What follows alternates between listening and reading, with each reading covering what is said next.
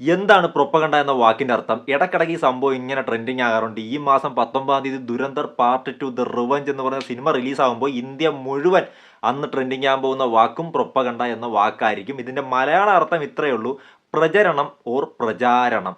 ഇനി നെഗറ്റീവ് പ്രൊപ്പഗണ്ടയാണെങ്കിൽ കുപ്രചാരണം. ഇതാണ് അതിന്റെ അർത്ഥം. ഒരു പ്രത്യേക ആശയത്തെയോ രാഷ്ട്രീയ താല്പര്യങ്ങളെയോ ജനങ്ങളിലേക്ക് എത്തിക്കാൻ വേണ്ടി ചില വിവരങ്ങൾ ഇങ്ങനെ സ്പ്രെഡ് ചെയ്യുന്നതിനാണ് പ്രചാരണം എന്ന് പറയുന്നത്, പ്രൊപ്പഗണ്ട എന്ന് പറയുന്നത്. അതിൽ കൂടുതലും കള്ളത്തരമോ നുണകളോ രണ്ടും ഒന്നാണല്ലോ, അല്ലെങ്കിൽ തെറ്റിദ്ധരിപ്പിക്കുന്ന ചില വസ്തുതകളും ഉണ്ടാകും. അതാണ് പ്രൊപ്പഗണ്ട. ഇനി ഒരു സിനിമ പ്രൊപ്പഗണ്ടയാണ്, അല്ലെങ്കിൽ ഇതൊരു പ്രൊപ്പഗണ്ട സിനിമയാണ്, ഇതൊരു രാഷ്ട്രീയ പാർട്ടിയുടെ പ്രൊപ്പഗണ്ടയാണ്, ഇത് കാണരുത്, ഇതിനെ ബഹിഷ്കരിക്കണം എന്ന് പറയുന്നതിൻ്റെ പിന്നിലുള്ള കാര്യം എന്താണ്? അവിടെയും ഒളിഞ്ഞിരിക്കുന്ന സംഭവം ഇത് തന്നെയുള്ളൂ. ഒരു രാഷ്ട്രീയ താല്പര്യത്തിന് വേണ്ടി, ഒരു മതത്തിൻ്റെ താല്പര്യത്തിന് വേണ്ടി, അവരുടെ ആശയങ്ങൾ പ്രചരിപ്പിക്കാൻ വേണ്ടി സിനിമ എന്ന് പറയുന്ന ഒരു മീഡിയത്തിനെ അവർ യൂസ് ചെയ്യുന്നു. അവരുടെ കഥ സിനിമയാക്കുന്നു, ജനങ്ങളിലേക്ക് ഇങ്ങനെ തിയേറ്ററിലേക്ക് ഇറക്കി വിടുന്നു, നമ്മൾ പോയി കാണുന്നു.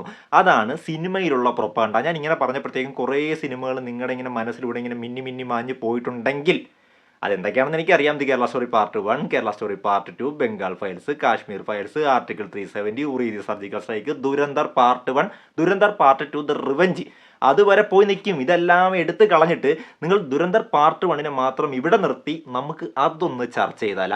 അതിനകത്ത് എന്താണ് സത്യം, എന്താണ് കള്ളം? ഇങ്ങനൊരു സിനിമ എടുക്കുന്നതിൽ എന്തെങ്കിലും കുഴപ്പമുണ്ടോ? അല്ലെങ്കിൽ ആർക്കാടെ ഇത്ര കുഴപ്പം, ആർക്കാ ഇത്ര പൊള്ളുന്നത്? പാകിസ്ഥാനി ആരുടെ അളിയന്മാരാണ്?